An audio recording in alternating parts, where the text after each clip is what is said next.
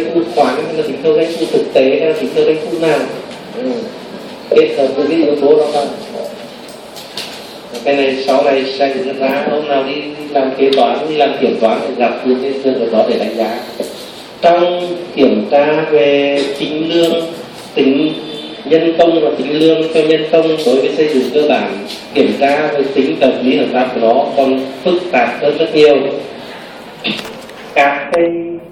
công ty xây dựng ví dụ như nó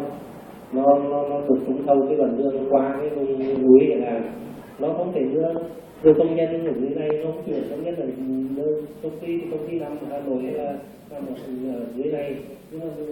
trúng thầu ở đường trên Sơn La, Điện Biên, Lai Châu, nó không thể đưa nhân công chuyển ở dưới này đặt lên mà làm đường đâu. Nó chỉ có vài ba anh quản lý thôi, kỹ thuật thôi, còn nó thuê về địa phương thôi. Đây là nó tính và phải lương như là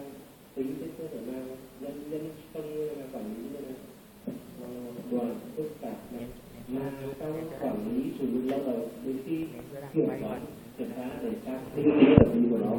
chấp nhận hay không, hợp lý hợp lý của nó ở đó vấn đề phức tạp hơn. Đây có mỗi trường đấy đang đạt quá. Còn cái ý thứ hai mà có nêu nhưng mà các nhóm chưa trả lời, kể cả cái nhóm lúc nãy ở dưới kia trả lời chưa đầy đủ, người bổ sung thêm cũng chưa đề cập đến. Nói là kiểm tra chi tiết đối với tiền lương, nếu cần thì nó không kiểm tra chi tiết đầy đủ như thế, nhưng mà trên thực tế thì việc kiểm tra chi tiết khi mà đi kiểm tra chi tiết về tiền lương là ít được chú trọng, hay là nói cái khác là nó không tập trung quá nhiều thời gian nào, hoặc là nó có kiểm tra nhưng mà không quá mất nhiều thời gian vào đây, bởi vì là cái lý do là vì sao? Có hai cái lý do ở đó. Một là bản thân cái việc tiền lương lao động đó đơn vị đã có sự kiểm soát, cũng giống như các cái kiểm soát đối với các cái yếu tố khác trong quá trình sản xuất kinh doanh của đơn vị rồi. Nhưng mà còn một yếu tố khác nữa mà chi phối đến, đó là bản thân người lao động người ta đã tự kiểm soát đấy. Đi làm 15 ngày, đi làm 20 ngày mà nó chấm cho 10 công, có tính lương cho 10 công, có chịu không? Chịu là tính hơn rồi.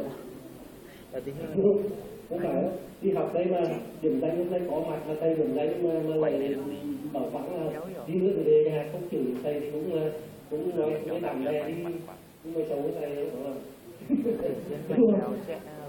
Nhân công cũng thế, nó làm nó không tính lương cho nó làm nó phải phản đối tính lương cho nó lên kéo nhau lên nó đấu tranh chửi với bông đó chính là họ tự kiểm soát đấy.